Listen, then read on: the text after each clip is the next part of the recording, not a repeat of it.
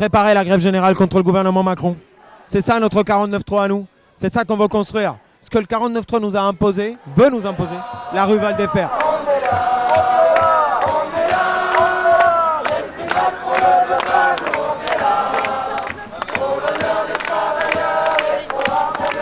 Aujourd'hui, il y avait plusieurs dizaines d'universités bloquées, hier aussi, des assemblées générales massives. Il y a des grèves reconductibles chez les éboueurs, chez les cheminots.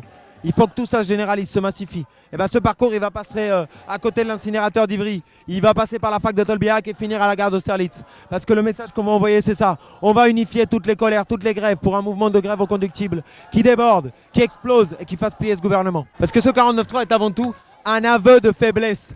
Ils n'ont même pas réussi à convaincre la droite. Je ne parle pas des grands gauchistes, d'extrême gauche, vilains agitateurs. On parle des réacs du Parlement. Même pas eux ont voulu voter la loi.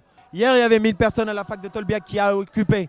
Demain, il y aura encore des actions. On est dans un mouvement au quotidien. Et justement, on s'adresse à tous les travailleurs, à tous les étudiants, à toutes les organisations. Et il est temps de construire un grand mouvement de grève reconductible. C'est ça qu'il faut. Et jeudi doit être le point de départ pour qu'il y ait des secteurs qui s'accrochent à ce mouvement-là. Les éboueurs nous ont montré la voie. Les cheminots nous montrent la voie. Oui, c'est des grèves minoritaires. Mais maintenant, il faut les étendre, les multiplier, les généraliser partout. Il y a eu beaucoup d'interfacs qui sont faites. Il y a eu la CNE, Coordination nationale étudiante. Il y a eu des interpros dans beaucoup de secteurs. Donc la mise en commun des travailleurs du secteur avec les étudiants. Puis un ras-le-bol général sur Parcoursup, la plateforme Mon Master et le 49.3. C'est en train de faire un cocktail qu'il faut qu'on change, quoi. Donc ça a créé la masse commune qui est en train de se faire. Une masse de beaucoup d'étudiants, beaucoup de profils différents, des L1, des L3, des doctorants, des professeurs. Et c'est ça qui nous donne l'espoir en fait. On croit à notre monde, on croit qu'autre chose est possible. Avant les fenêtres paraissaient fermées, mais aujourd'hui, on a l'impression que le nombre fera l'affaire. Et cette ambiance-là se ressent. Pas une haine, pas une violence, mais une colère en fait. Une colère transformée parfois en joie, mais surtout en dynamisme pour intervenir.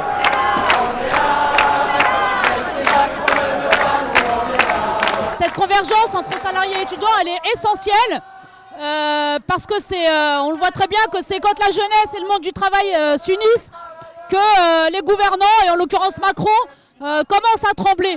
Bien sûr, on espère que le 23, l'ensemble des travailleurs et des jeunes et de la population du pays s'en saisissent, mais s'en saisissent comme un point de départ d'un tous ensemble de grève générale. Ce qu'il faut dire, c'est qu'on ne rentre plus à la maison tant que le président, tant que tous ceux qui nous gouvernent ne nous disent pas on retire cette réforme.